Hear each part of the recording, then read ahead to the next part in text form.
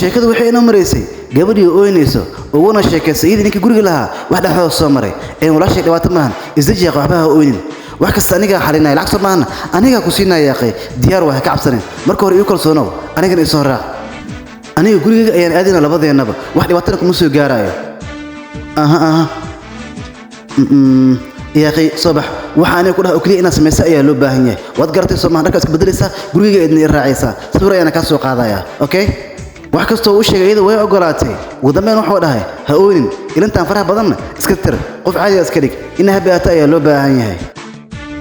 ugu dambeyn gurigiisa ayuu keenay waliba dhar kale ayuu u keenay si kuwa ay wadata ay iskaga bedesho waliba ay u libisato inaad qurxsan loo baahan yahay aydan wax kasto way ka ogolaatay asagana banaanka ayuu aaday aad ay u faraxsanaad dharka loo keenayna way ku qanacday isla markii waxay bilowday roosata inay marsato asagu u soo laabtay balse wuxuu arkay inay aad u qurux badan tahay waaw inaba caadi ma tiid waad nuuraysaa waadna shidan tahay okay si fariiso waan ku soo laabanayaa irid markuu furayna mid asaga oo la balansanaa waliba lacag watay ayaaba taagan meesha hay iska soo galina kasta soo hormar kasta idib maxaa dhacday lacag la'aan ma ii socota ii sheeg horta saaxiib horta aan ku sheego adig lacag far badan ayaan kugu leeyahay taasoo ay tahayna lacag ba isii weydiinaysaa ka waran laakiin dhibaato ma lahan waxay u kaada 500 amalan wadaay lacag intii uu hayay ayuu u soo bixiyay gacanta ayuu ka saaray hokisana qaado qoftasna caawa aniga idin dhaxdeena ka bax iska bax soo yaaqay hore ayuu u sii gudbay kii kale qolkii ay gabadha ku jirtayna hore ayuu u sii galay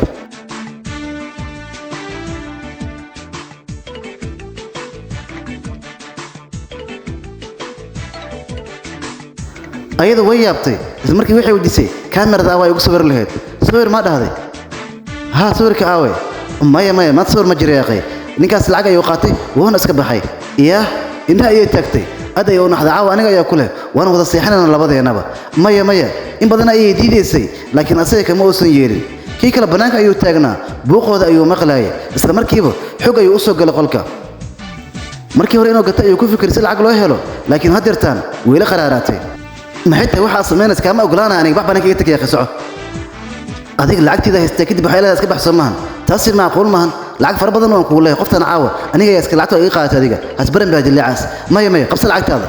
ibana guriga ayaan ku dhahay soco marta mana kuma arki kar masha lacagtadana aniga ayaa ku siinaya iga dhaqaaj jahada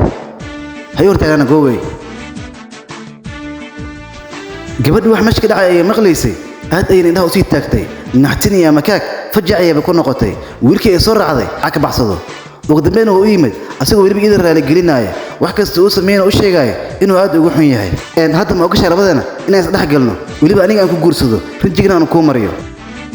waa ku bari ayfaan xamaadab ku mageysanay si adii aaminta ay wax soo dhan u sameeynaya iga ogolaw oo kaliya wadogtay qof xaaskiisa dhibaato u qoore ma jiro okay